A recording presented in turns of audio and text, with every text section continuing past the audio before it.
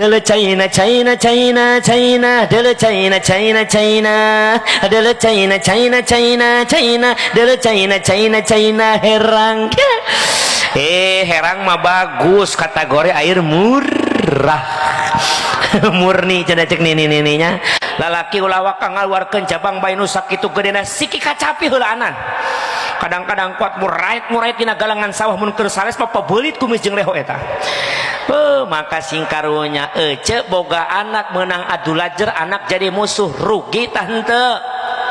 Rugi. Maka jauhkeun Muhammad Al-Ghifari jadi anak yang menjadi musuh orang tuanya, amin. Mudah-mudahan anak-anak orang kabeh ulah jadi anak-anak nu jadi musuh di harapan Allah jang orang tuanya, amin ya robbal.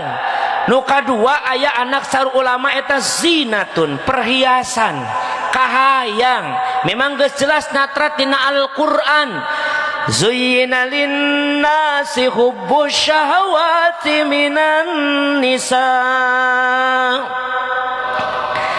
Jadi ari ngaranna manusia mah dipapaesan dulur jamaah sadayani hubus syahwati, aya cinta aya kahayang kana naon minan nisa'i tina awewe.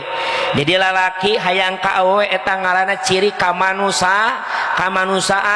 Ulah waka urang hirup di alam dunya anu fana, dunia anu ruksak. Dalah Nabiullah Adam alaihissalam ku Allah diciptakeun langsung di jero surgana di tempat nu endahna luar biasa, kabina-bina malah endahna surga moal bisa dibayangkeun digambarkeun ku seorang basa, najan endahna basa menang ngareka bujangga dina sastra. Ieu surga mah moal bisa dibayangkeun ku kata-kata. Walaupun dina kitab Durratun Nasin aya sifat-sifat gambaran surga itu kalangan para ulama dulur jamaah sadayana aslina surga leuwih tibatan nu caritakeunna ngan ku endah-endahna eta surga dicaritakeun sabatas endahna basa hungkul. Aslina leuwih endah tibatan bahasa anu direka ku bujangga dina sastra. Endah surga luar biasa.